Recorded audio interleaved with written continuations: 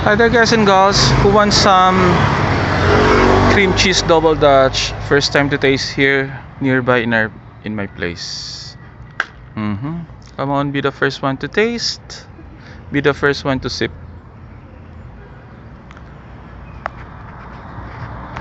Right here.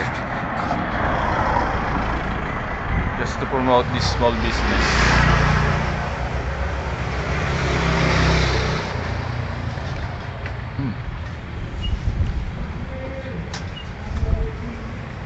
He didn't ask me about the sugar level, but not too sweet.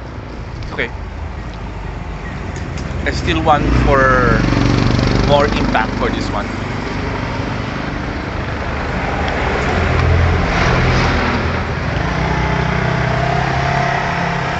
Passable.